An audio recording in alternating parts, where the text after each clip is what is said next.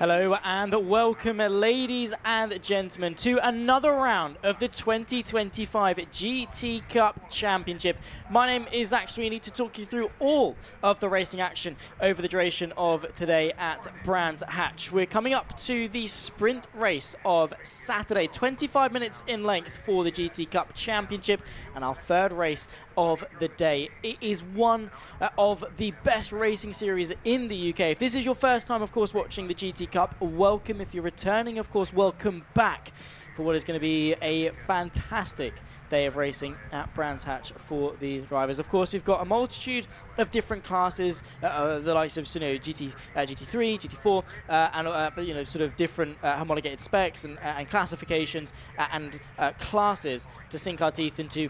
More importantly, though, a very, very large grid to talk through as well, which is very, very good to have so many cars on the grid for the first race of the day, which is looking very, very good. And just looking at the lap times as well from qualifying, quite competitive in terms of what we can see. I mean, the gap for pole is quite large, about half a second, but behind that you're sort of looking at maximum sort of 2 or 3 tenths between each position, which is hopefully going to open the door for some very intriguing racing indeed. And of course,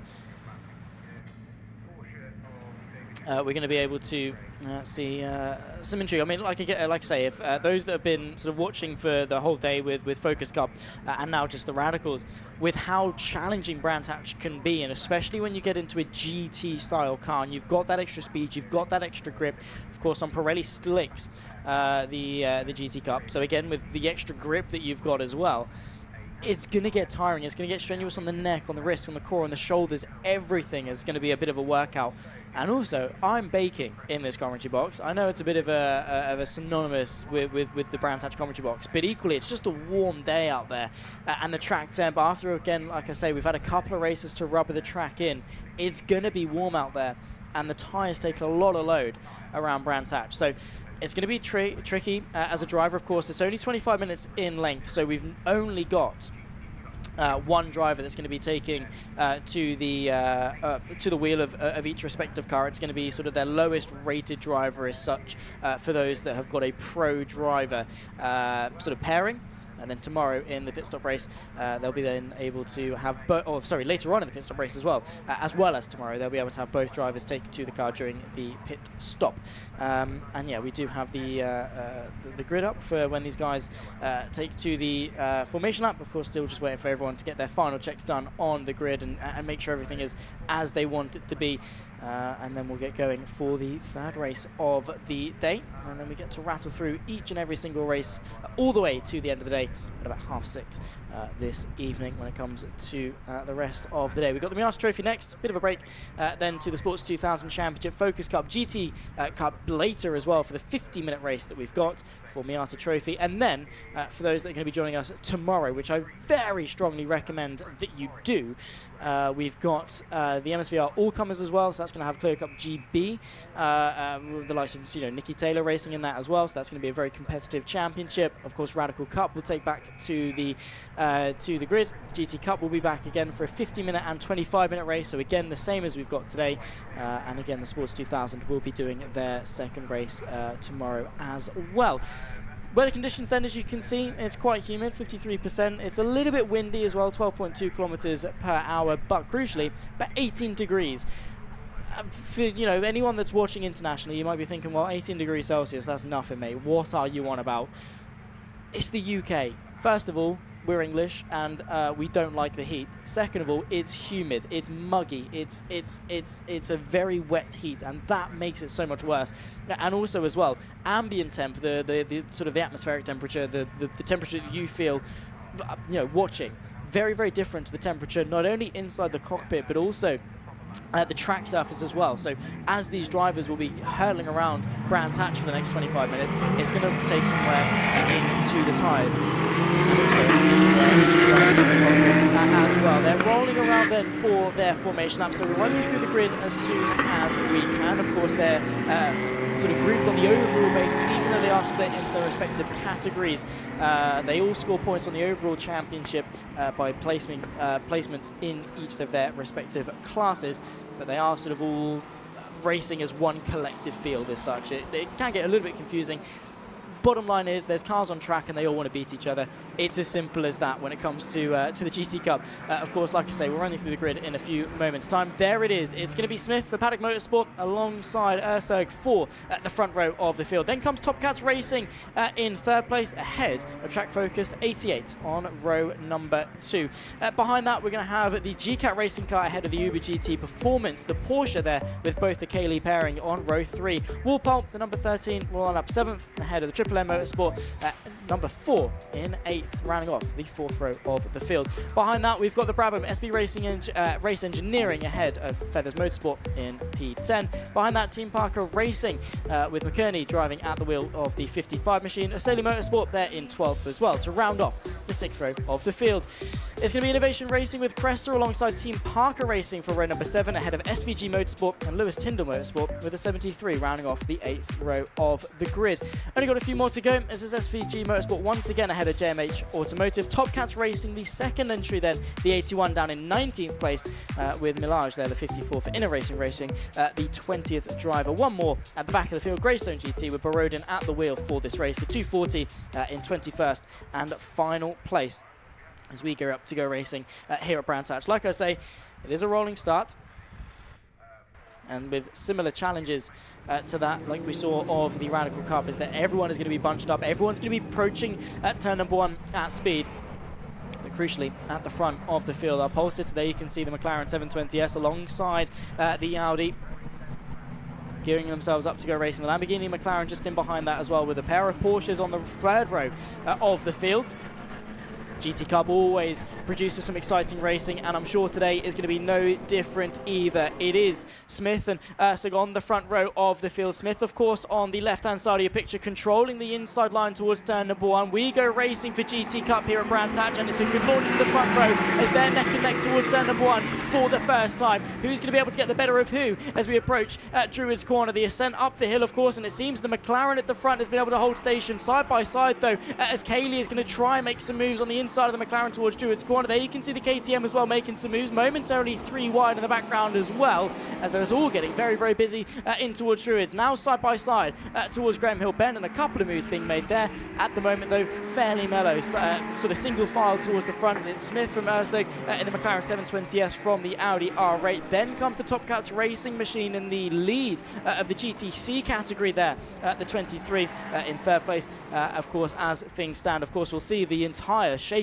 of the field when they come and cross and break the beam on the start-finish straight. But as they hurdle their way towards Hawthorns, the sheer speed that these cars are able to reach despite that uphill climb. Bit of a lock-up there on the inside for the number 30, Janetta. That's going to be Griffiths in the GTH class, and potentially could lose an overall position.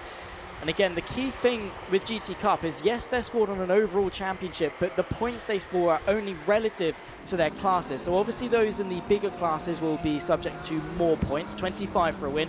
Those in the slightly smaller classes will get less points for a win. But nonetheless, they're all scored on an overall. So like we had last year, despite the fact the Top Cats Racing team were in the GTC class, they still won the overall championship.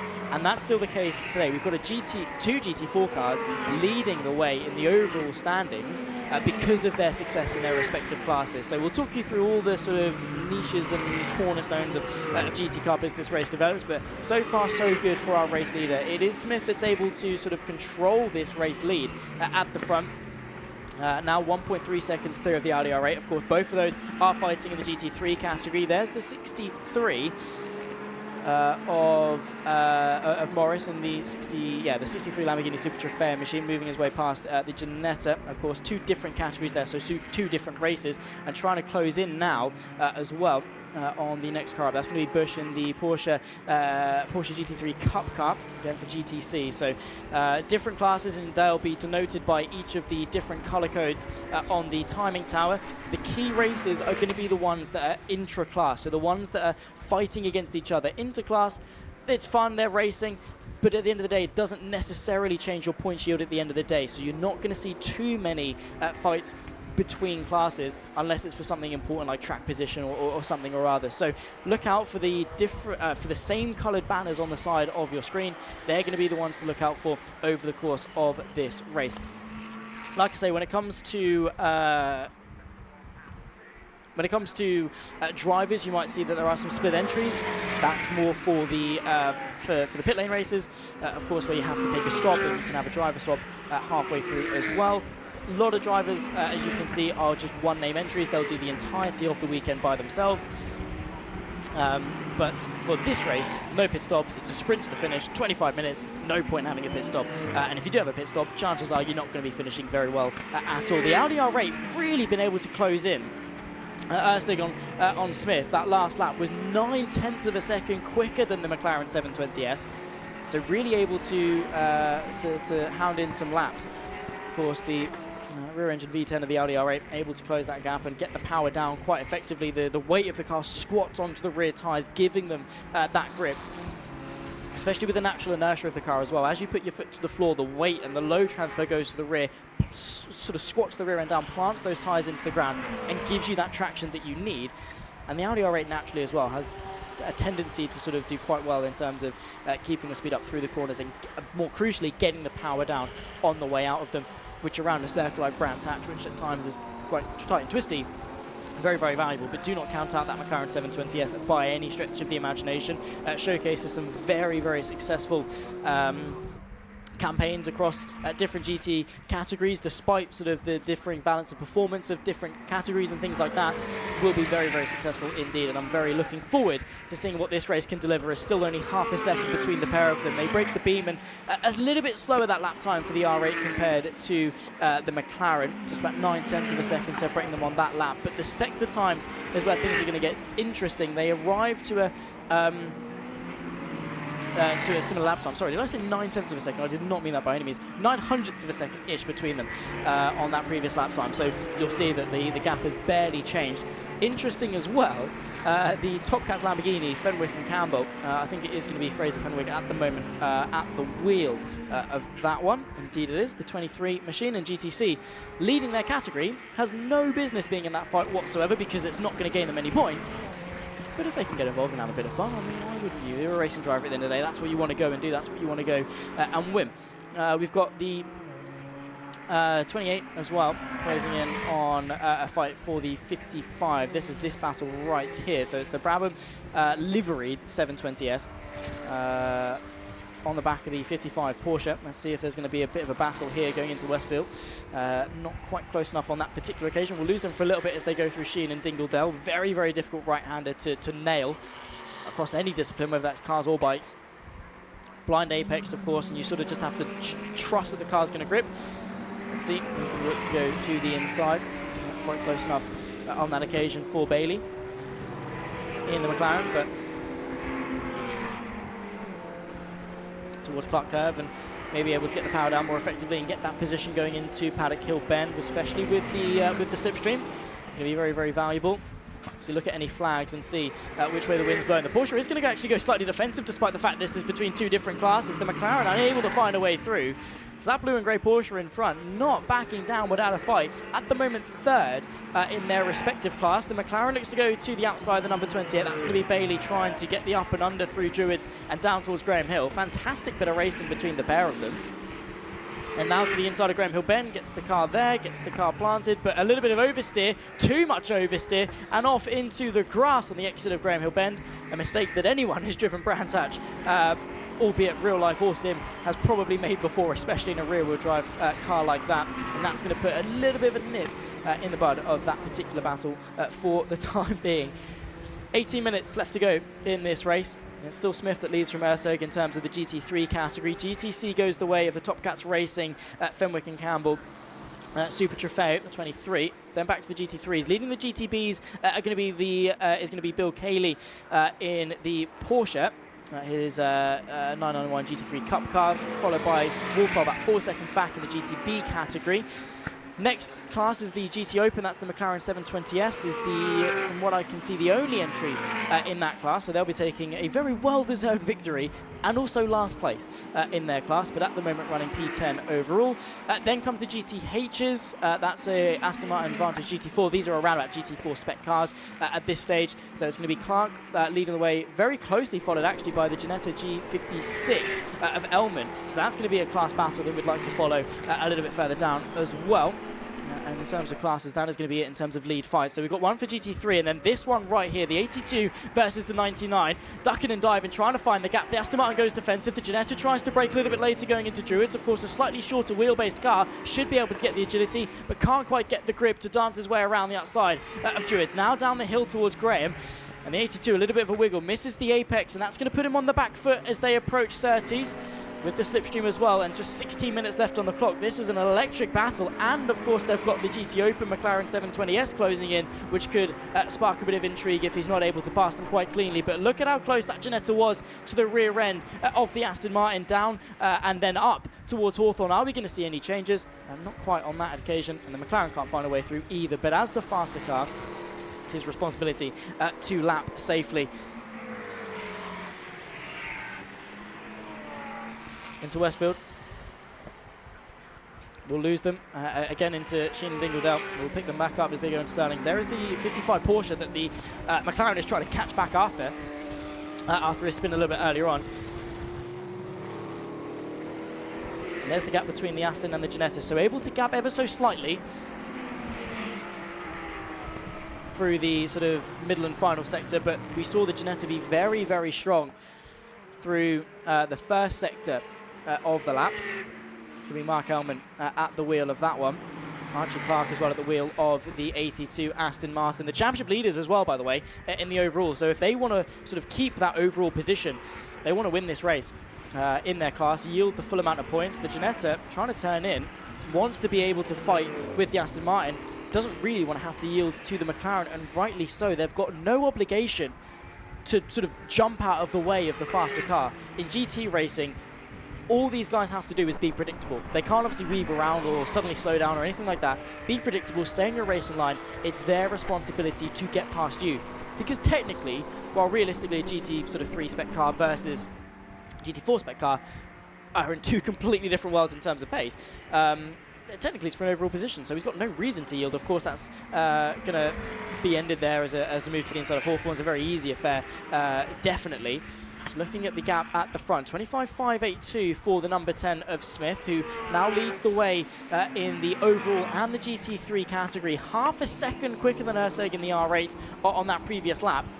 And that gap opens back up to 1.7 seconds with just 14.5 minutes left to go. So the gap is opened, absolutely. It's not over yet, is the key thing there.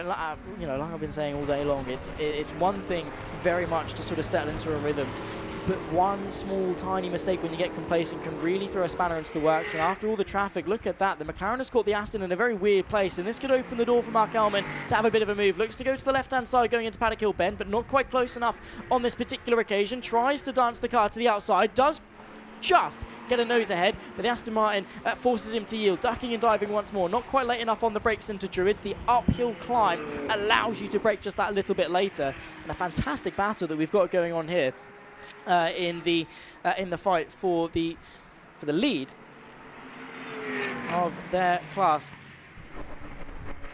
There you can see the lap time breakdown. Slightly slower that time by for Clark in the 82. In the Aston, slightly quicker for Ellman in the 99, but you can see how it's fluctuating. You know, they're trading faster laps here, there, and everywhere. Of course, slightly affected by the hindrance of the McLaren, who's now been and gone, and that is an Aston Martin that should not be there by any means. That's the 95. A little bit further down, and that's going to be either Matt Adolis or Samuel Luffnan at the wheel of that one.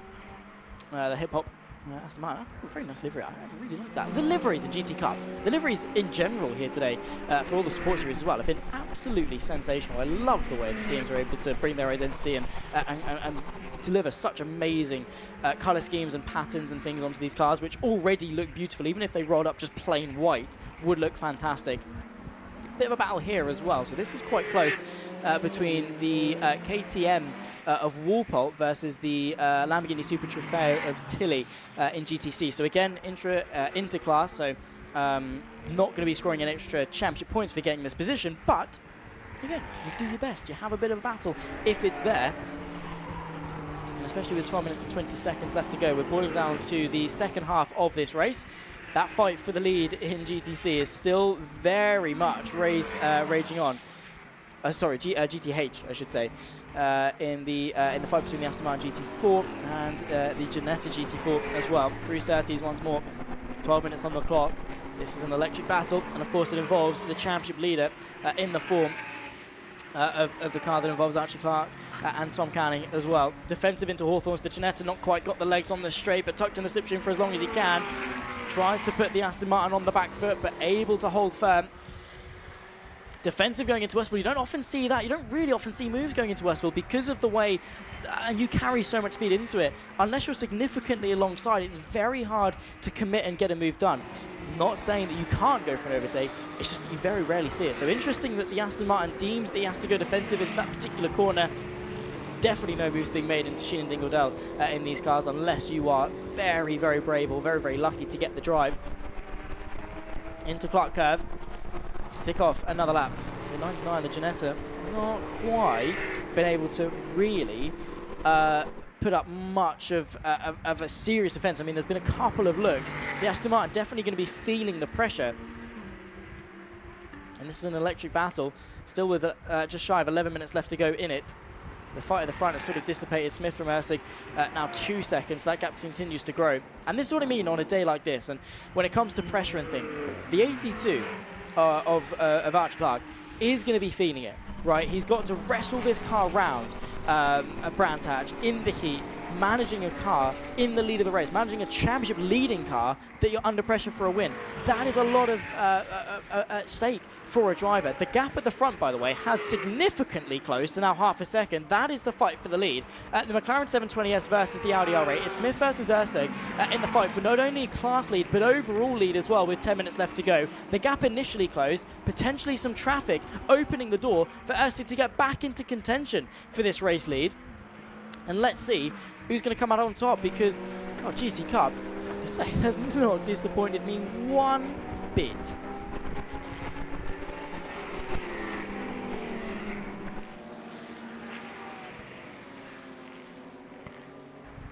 No changes into Hawthorns. It seems the McLaren has got the legs on the straight. It just seems that it's ever so slightly quicker will be that, whether that's bop or setup or whatever it is.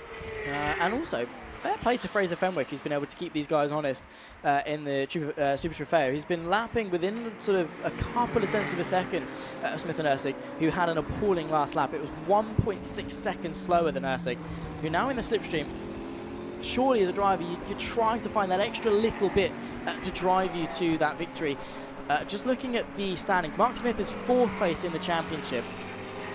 Trying to close in on Fraser Fenwick in the Top Cats racing machine. Of course, again, despite the fact they're 2 different classes, they're fighting for wins in their respective classes in order to gain points in the overall championship. Mark Smith needs to win this race in order to close that gap. Same too for Mark Elman in the Ginetta GT4 that we saw in GTH. Wants to close that gap, get past this exact Aston Martin to close the gap in the championship, because they are going to be fighting as an overall collective. Yeah, fair enough, it's only round 2, but we've got 16 points in the championship. We've got side-by-side towards Hawthorns Bend. The 99 looking to go the long way round. You don't often see that. The cutback is on, though. Forces the Aston Martin to once again go defensive. Of course, Archie Clark is going to be feeling the pressure. Also here as well, we've got a fight between the KTM and also James Cayley at the wheel of the number 80 Porsche GT Cup car, GT3 Cup car, I should say. 8 minutes left on the clock.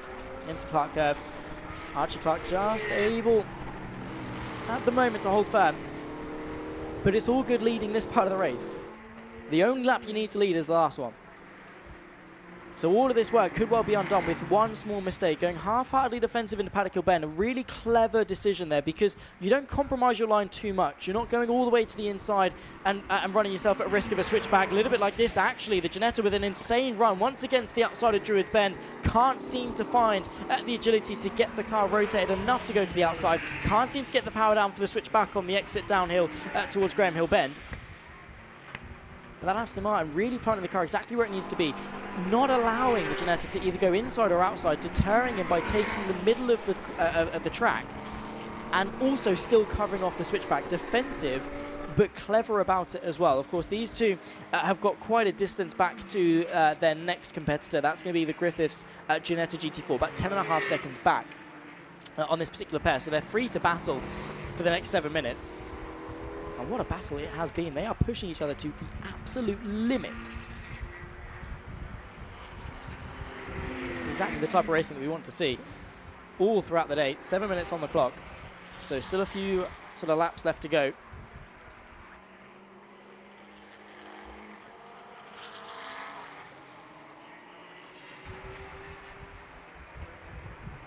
Smith still leads from Ursig, by the way, in terms of the overall. There's our fight at the front.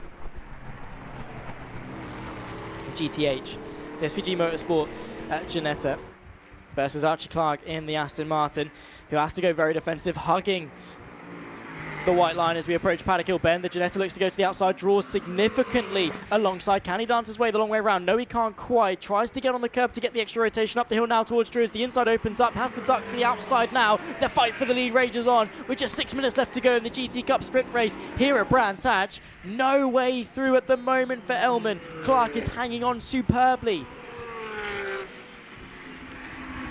Trying everything to find a way through. This is for a class win. This isn't an inter-class battle. They are fighting for championship points, for trophies in GT Cup. The prizes that these drivers get, of course, they get the trophy, they get the cap, they get the one to watch award at the end of the weekend as well.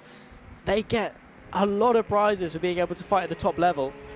That means a lot to them. Of course, the overall championship as well gets VIP hospitality to the British Grand Prix next year. Which last year's champions will actually be cashing in a couple of months' time, actually, at the beginning of July. You know, there's a lot at stake, you know, and these drivers sacrifice a lot. You know, a lot of them have full-time jobs. A lot of them, you know, are just gentleman drivers, so, you know, they come and do this for fun. They have, you know, families and jobs and stuff they have to attend to through the week. As that has gone wrong for the KTM and the Porsche that's going to be James and Bill Cayley's entry. The 80 machine not quite able to get rolling again still, despite the fact the engine clearly on. Maybe contact between the KTM and themselves. Walpole versus Cayley then. Cayley able to get moving once more as they get lapped by the Lamborghini. And that's going to put the Aston Martin on a compromised line to the inside of turn number 1. But I don't think it's really going to have too much effect in terms of the battle up the hill towards Drew. It's not quite, no, on this occasion. It's going to be Elman that's not quite close enough. In fact, going to have a slight look to go to the outside. I've just been told, actually, the Lamborghini wasn't lapping them.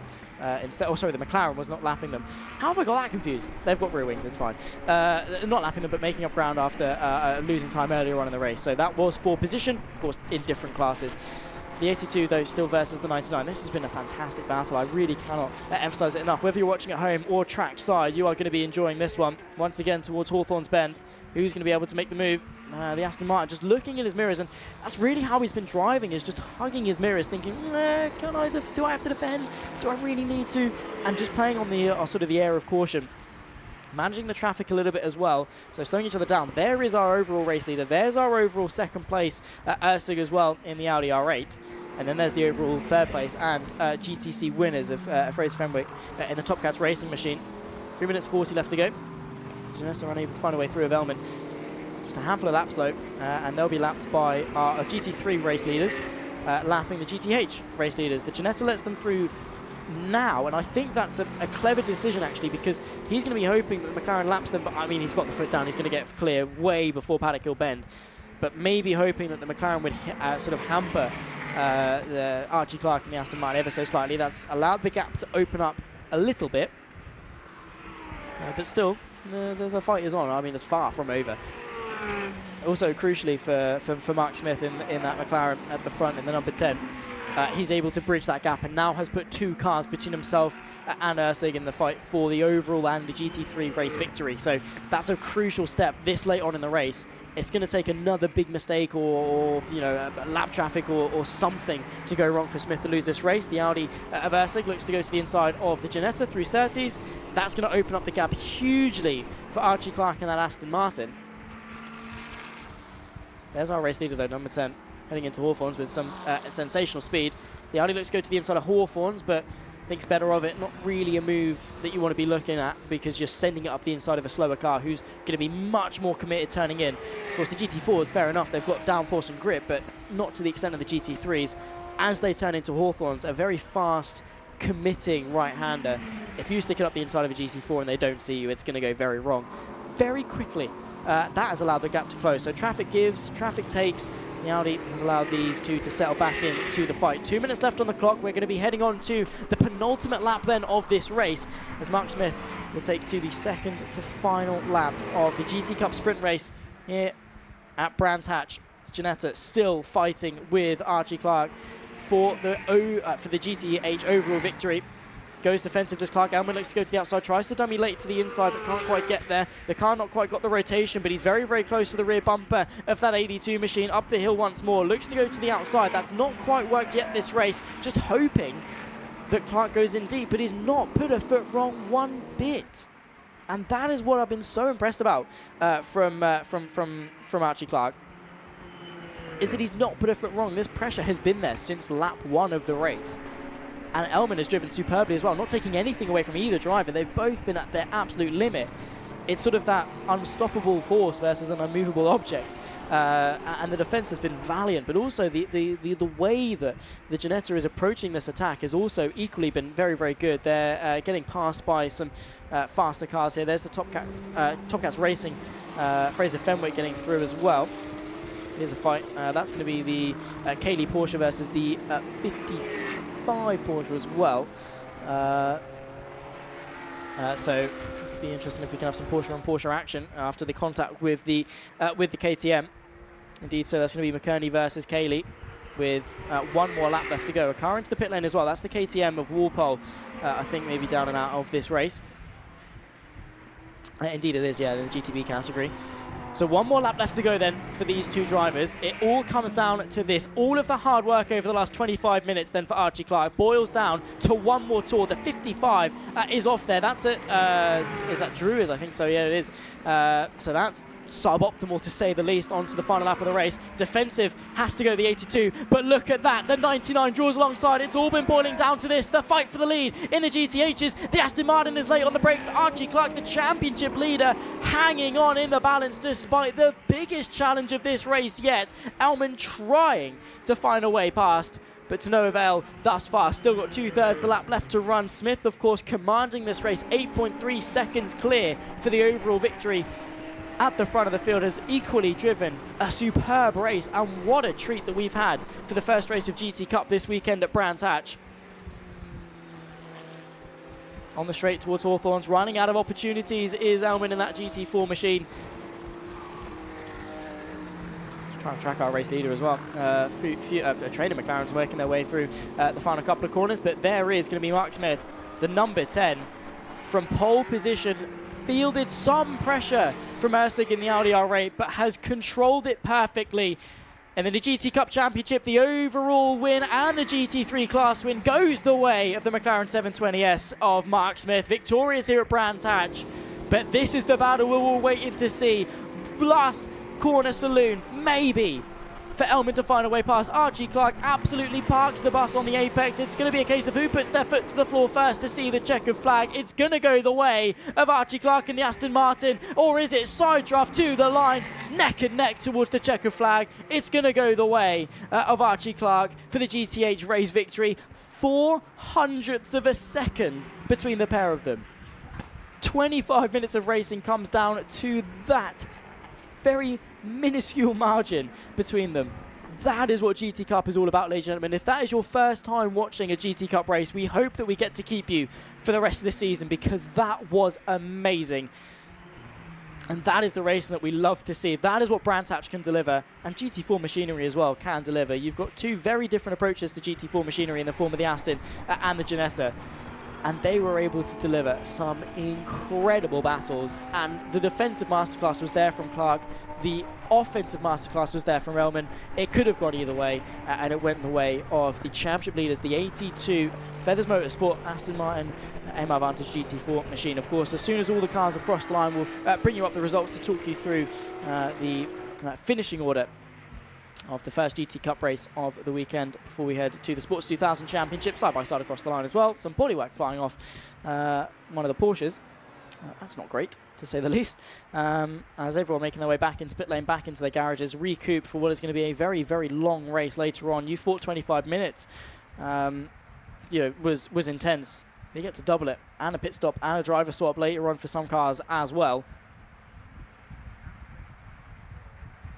Of course, I think all the drivers have crossed the line. There you can see the final results of the first race of GT Cup here at Brands Hatch. It's Mark Smith from Ersog, the top 2 overall and in the GT3 class as well. Then comes the reigning champions and GTC race winners of Fraser Fenwick in the Lamborghini Super Trofeo. Then comes Shaw in the Porsche, Kel there in P5 overall, Tilly in 6th from Bill Cayley, who suffered some problems over the duration of today, still finishes P7 overall. Then comes Bailey, Borodin and McKerney, the top 10 overall for their respective classes. Behind that, you've got the KTM of Walpole, who again suffered some issues, and that battle there in the GTH category, it was Clark from Elman, P1 and P2 in class. Behind that, Morris trying to pick up some places in the GTC class. Griffiths in the other Ginetta rounds off the podium for GTH ahead of Wallace, Tyndall, Edelis, Bush and Melage, the top 20 of this race. Only one lonely finisher, I think, outside of that was going to be Aronson in GTC. There he is in the Lamborghini Super Trofeo, 2 laps down, and hoping to maybe pick up some more results later on. Of course, GT Cup far from over here today at Brands Hatch. They'll be out for their feature race, their endurance race, of course, with 50 minutes later on in the day, and we'll see you then.